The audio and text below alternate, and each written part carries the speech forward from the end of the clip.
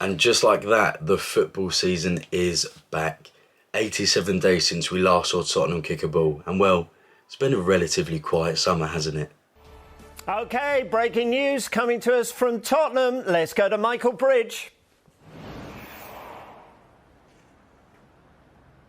Yes, big breaking news. Spurs have their new coach, and it is Ange Postecoglou. So Tottenham Hotspur have confirmed the appointment of Ange Postecoglou. But this transfer saga is finally over after a remarkable day yesterday. Kane eventually flew to Germany, and in the early hours of this morning, well, he signed his Bayern Munich contract. Yes, a new era at Spurs is underway. Our star man and England skipper Harry Kane has moved to Bayern, and we have a new gaffer in charge under Ange Postecoglou. This season was always going to be an interesting one. From the long-awaited departure, was he going, was he staying, to the pre-season games cancelled, life for Ange hasn't gone off to the fly that he would have hoped for. But you put all that to one side and the focus is on the Premier League. It was never going to be an easy start. A London derby to kick off the 23-24 campaign, and Brentford eager to spoil the party. And on this occasion, the points were shared. Tottenham have never actually picked up 3 points at the GTEC Community Stadium, with the last 2 outings at the ground ending in draws. However, this was a clear improvement on the 3-1 loss suffered at the last home game of the 22-23 campaign, in which was a shocking 3-1 loss in front of a tired, sickened home crowd. One where I was there. Trust me, it was shit. It was a new look for this Tottenham side with debuts handed out throughout the park. The starting 11 saw our newest summer signings in Maddison, Mickey van der Ven, Vicario, and the first start for last year's signing, Destiny Udogie. And let's start with talking about them. I thought Van der Ven and Udogie were class. Considering Mickey van der Ven had previously had 3 training sessions with this group, he slotted straight into the back 4 and did not look out of place. He had the highest duel success rate of any player to contest 5+ duels in the Premier League this weekend. The left-footed centre-back is someone we've been crying out for a long time. He's finally here and he looks the real deal.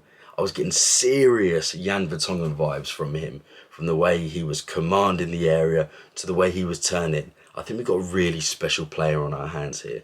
And it was similar with Udogie. I thought his first Premier League start in a Tottenham shirt was an excellent one, especially the way that Ange likes to play, which we'll get onto soon. I thought his overlapping and underlapping runs were brilliant. Offensively and defensively, he showed great traits. The fact he's only 22 really excites me. We've got a special player on our hands here. Now for Madders, what a player. We have always known how good Maddison is. He's a proven Premier League number 10, was a standout player in a poor Leicester side, and he notched up 2 assists on his debut. He's someone we've been crying out for since Eriksen's departure in early 2020. 2 assists on his debut. I think he'll have a really bright future in Lily White. Vicario, I thought a little shaky, but it's his first start, so look, I've had to deal with Lloris for the last few seasons, so it wasn't too bad. He made a few good saves, but he did look a bit shaky with his feet, and in the modern game, we know how important the keepers are, so it'll be interesting to see what comes of him. I had to talk about these 3, as I genuinely thought they were excellent, and for our new signings, I thought they all had brilliant starts, but my man of the match this game has to go to this guy right here, Bissouma. He was genuinely superb. Last season's signing was hyped up for big things. The chokehold Bissouma had on people when he was at Brighton really made me excited, and to be honest, I couldn't quite believe we signed him, but his season was disappointing. Injuries didn't help him, but the way Conte kept him shackled up, criminal behaviour. Bissouma was genuinely unbelievable yesterday. From the moment he put his foot on the ball, he lit his cigar in his mouth, dropped the shoulder to a few players and said, yep, this is my day. He was sensational. Now onto the football, and look, this was never going to be an easy test. Thomas Frank had Brentford place their best ever finish last season, losing only 2 games at home and being the only team to do the double over Pep's treble-winning side. Not the easiest of starts for Ange. This was always going to be a test, even down to the way either side plays their football. Ange is known for his attacking philosophy and the use of inverted fullbacks, and Brentford's low block, nasty. Their low block pushed out our wingers, allowing them to do nothing on the ball really. Look, I think Kulu and Sonny were miles off it yesterday, but that low block definitely didn't help. You can see why Brentford only lost 2 home games last season. They are so compact and well drilled. Thomas Frank has really done wonders with this team. But what helped us was the recruitment in the summer. Bringing in Maddison was instrumental in that low block. As you can see, 6 out of the 10 chances we created were directly through Maddison. Now look, I've spoken about the positives, but there were a number of negatives. On the right hand side, I thought Emerson Royale was absolutely woeful defensively. Composed in the attack in the inverted fullback role, but defensively he was shocking yesterday. He was at fault for the second goal and was generally just on toast all game. And we still have major centre-back problems. Romero being taken off after the 10th minute was not ideal. The injury, the goal, the substitute. The flow was interrupted.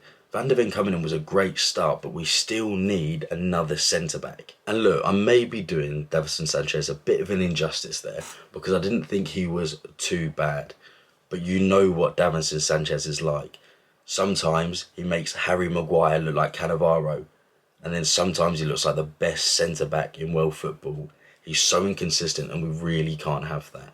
Plus, I think he's on his way out anyway, so we really need that cohesion with the squad, and if he's not going to be there, then we just need to get another centre-back in as soon as possible. And on the subject of transfers, strikers, look, we know how important Harry Kane was at Spurs. Without him last year, we would have been 2 points adrift and we would have gone into the final day of the season in a relegation battle. We need to sign a striker. Gift Orban is the one we've been heavily linked with, so we'll have to see what materialises there. However, I'm not knocking Richarlison. I think he is due a massive season, and I want nothing more to see him go out there and smash it. But we can't just rely on Richarlison. We need to bring someone else in as well. I said at the beginning, this was not a pre-season that was ideal for Ange. A lot will change. His philosophy will start to show. The players need to buy into it and trust the process. But so do we as fans. We are constantly the first to judge, and I'll hold my hands up and say I am guilty of it. This just feels different this season. We are entering a new era with Ange, and we have to trust it. If this first game was anything to go by, I'm excited, and you should be as well. It was a real test against an excellent Brentford side, so to walk away with it with a point, it's a start. But next up, next Saturday, 5:30 kickoff, United. Talk about a nice start to life in N17 for Ange. It's going to be a tough fixture, but I'm excited for it. As always, I will be at the game on Saturday, so feel free to check out my matchday vlog over on TikTok. Until then, I will be back this time next week to give a debrief on hopefully a nice 3 points against United. If you like this video, please give it a like and subscribe. It would really mean a lot as I bring you more Tottenham content this season. See you later.